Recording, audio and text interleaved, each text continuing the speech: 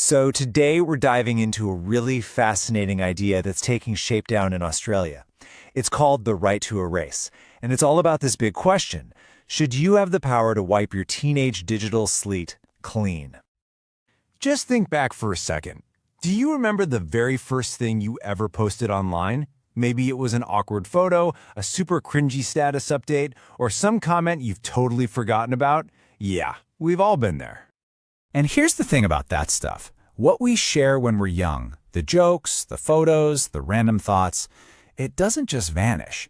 It creates this digital footprint, a kind of permanent record that can follow us around for years, long after we've, actually grown up.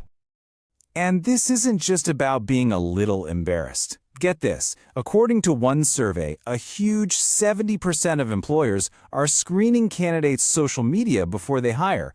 All of a sudden, that digital past has very real, very professional consequences.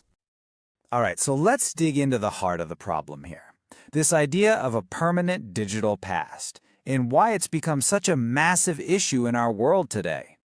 I mean, this quote just nails it, right?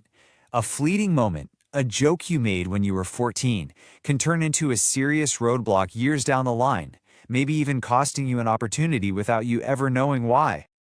The challenge here is really technical. Even if you hit delete on the original post, who's to say it wasn't screenshotted or shared or saved to some other platform?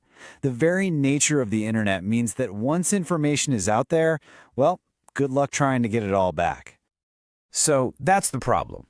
It seems permanent. But what's the solution? Well, Australia is proposing something pretty bold, and they're calling it the right to erase.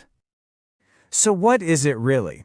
At its heart is the Online Privacy Code. It's a major reform aimed squarely at children and young people. And its whole point, to give anyone under 18 way more control over their personal data. And this isn't just about legal jargon or text settings. It's bigger than that. It's a philosophical shift. The idea is to give young people the space to make mistakes, to evolve, and to build their adult identity without being forever changed to the person they were at 15. It's about the freedom for a fresh start. Okay, so that's the why. But what about the how? How would this new code actually work in the real world? Let's break it down. It's basically built on four main pillars. First, tech companies would need much stricter consent before they collect any data from minors. Second, they'd have to build privacy protections right into their services from the get-go. Third, there would be some hefty penalties for breaking the rules. And finally, they'd need better age verification tools to protect the youngest kids online. So what could you actually get deleted?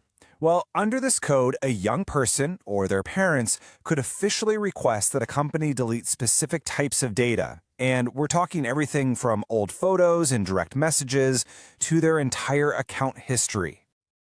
This all sounds great in theory, right? But it leads to a really critical question. Even with a law like this in place, can you truly erase something from the internet?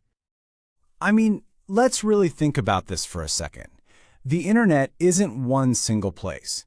It's this vast, tangled network of servers and backups and user devices all spread across the entire globe. So, can a law in one country truly wipe data from everywhere?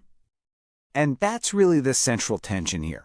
On one hand, you have a legal right to request a deletion. But on the other, you have the web's reality.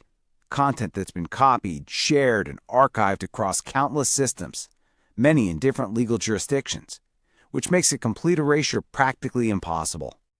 So the crucial point is this. This law isn't a magic wand. It's better to think of it as a reset button. The goal isn't to achieve the impossible feat of erasing every single copy out there, but to significantly reduce the harm and, most importantly, to give young people a powerful tool to reclaim their digital identity right from the original source. What's also really important to understand is that Australia's idea isn't happening in a vacuum. It's actually part of a much larger global movement that's been picking up steam. I mean, you can see other regions are already moving this way. The European Union has its GDPR, which includes a right to be forgotten. California has its own strong privacy laws, and countries like Canada and the UK are exploring very similar protections. The trend is definitely there. Ultimately, what we're witnessing is a fundamental cultural shift in how we view privacy. It's moving away from the idea that privacy is just about hiding things or keeping secrets. Instead, it frames privacy as an essential piece of personal freedom, the freedom to control your own story. And this quote, this just gets right to the heart of it all. More than any legal clause or tech requirement, this whole movement sends a powerful message to an entire generation that grew up online. It tells them, you are not permanently defined by your past, and you deserve the chance to move on. So I'll leave you with a final thought to chew on. If this right to erase becomes the new global standard, how would it fundamentally change our digital lives? What would it mean to know there's a reset button waiting for you?